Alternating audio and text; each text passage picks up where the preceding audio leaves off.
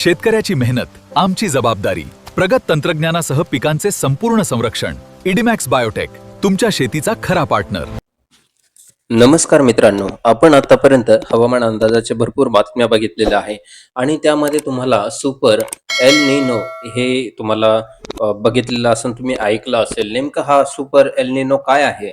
El Nino नेमकं काय आहे? काही चक्रीवादळ आहे का दुसरं काही आहे? याची संपूर्ण माहिती आपण ह्या व्हिडिओमध्ये जाणून घेणार आहोत.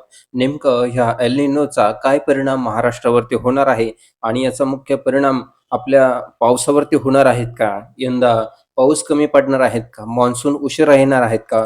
शेतकऱ्यांसाठी परिस्थिती कठीण होणार आहेत का? याची संपूर्ण माहिती सविस्तर आपण जाणून घेणार आहोत. आपण सुरुवातीला हे जाणून घेणार आहोत की हे एल निनो नेमकं काय आहे? कशाला म्हणतात एल निनो? याची माहिती आपण आता घेत आहोत.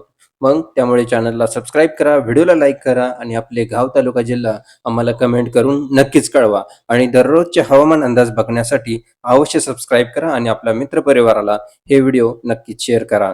सर्वप्रथम एल निनो म्हणजे काय ते आपण समजून घेण्याची खूप गरज आहे. आता आपल्याला समुद्रामध्ये म्हणजेच प्रशांत महासागरामध्ये जो भाग कधी कधी समुद्राच्या पाण्यानं खूप तापलेला असतो, नेहमीपेक्षा जास्त तापमान वाढतं, ही एक नैसर्गिक प्रक्रिया आहे. यालाच एल निनो असं म्हणतात. हे तुम्हाला समजलं असेल. आणि हा एल निनो प्रत्येक वर्षी येतो का? नाही. कधी कधी 2 वर्षात येतो, कधी कधी 7 वर्षात येतो, कधी कधी उशिरा येतो. मग आता मागच्या वेळेस आपल्याला कधी आला होता? 2015 ते 16च्या दरम्यान आपल्याला बघायला मिळाला. मग त्यावेळेस पावसाची स्थिती कशी झाली?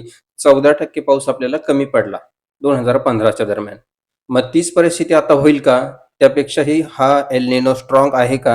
हे आपण बघणार आहोत. कारण 2015च्या तुलनेमध्ये हा एल निनो खूप स्ट्रॉंग आहे, म्हणून त्याला सुपर एल निनो असं म्हटलं गेलेलं आहे. मग सुपर एल निनो म्हणजे काय? जेव्हा एल निनो खूप शक्तिशाली स्वरूपामध्ये येतो, म्हणजेच समुद्राचं तापमान खूप जास्त वाढतं, तेव्हा त्याला सुपर एल निनो असं म्हणतात. हे फार क्वचित घडत असतं, पण तेव्हा घडतं जेव्हा त्याचा परिणाम खूप मोठा असतो. आता आपण भारताच्या संदर्भामध्ये बोलू, म्हणजे ह्या एल निनोचा मुख्य परिणाम आपल्या भारतावरती काय होणार आहे? तर भारताचा मान्सून हा पूर्णपणे समुद्रावरती अवलंबून असतो. समुद्राच्या हालचाली, त्याचा बदल याच्यावरती मान्सून आपला असतो. तर त्याच्यातील जे तापमान आणि वाऱ्यांच्या तुलना पावसासाठी खूप महत्वाच्या असतात.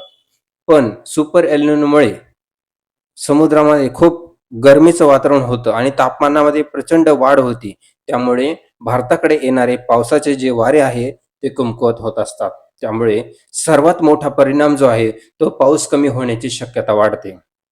मग सुपर एल निनो असताना भारतात सरासरीपेक्षा पाऊस कमी पडण्याची शक्यता जास्त असते. म्हणजेच काही भागांमध्ये दुष्काळासारखी परिस्थिती निर्माण होऊ शकते.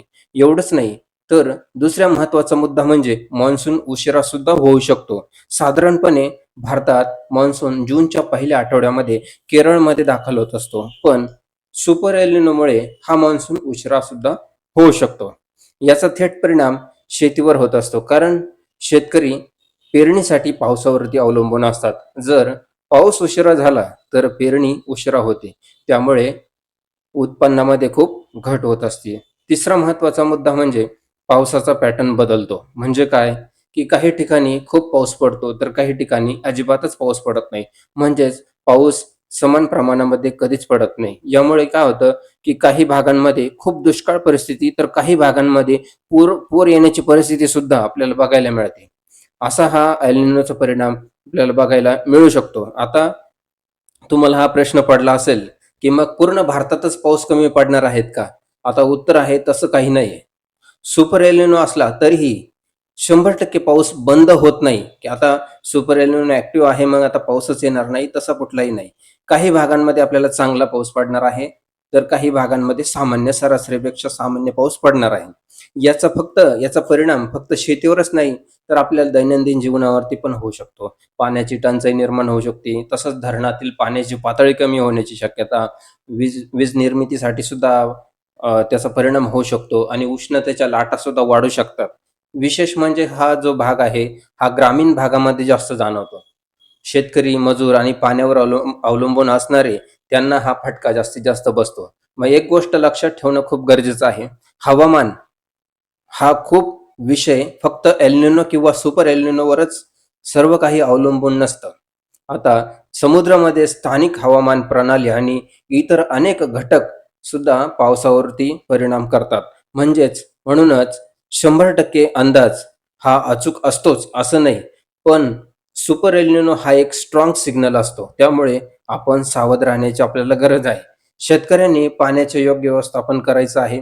कमी पाण्याची शेती जास्तीत जास्त करायची आहे आणि हवामानाच्या अपडेटकडे तुम्ही विशेष लक्ष द्यायचं आहे. कारण हवामानाचे अपडेट वारंवार बदल होत असतो आणि त्या बदलाचे व्हिडिओ आपल्याला आपल्या चॅनलवरती मिळत असतं. त्यासाठी ह्या चॅनलवरती हवामान अपडेट आल्यानंतर तुम्ही लगेच ती बघून घ्या आणि त्याच्यावरती तुम्ही पुढे निर्णय घेऊ शकता. शेवटी एकच सांगायचं आहे, की सुपर एल निनो हा एक इशारा आहे. घाबरण्याचं कुठलंही कारण नाही. कारण योग्य माहिती आणि योग्य तयारी असेल, तर आपण या परिस्थितीला सामोरं जाऊ शकते. म्हणूनच अशाच महत्त्वाच्या माहितीबद्दल तुम्ही कंटिन्यू अपडेट राहा आणि आपल्या आसपासच्या मित्रमंडळीला हा व्हिडिओ नक्कीच शेअर करा आणि आपल्या चॅनलवरती तुम्ही ॲक्टिव्ह राहा. सबस्क्राईब केलं नसेल तर सबस्क्राईब करा, बेल आयकॉनला क्लिक करा म्हणजे तुम्हाला रोजची नवीन अपडेट नक्कीच बघता येईल. भेटूया पुढील अपडेटमध्ये. तोपर्यंत नमस्कार, धन्यवाद.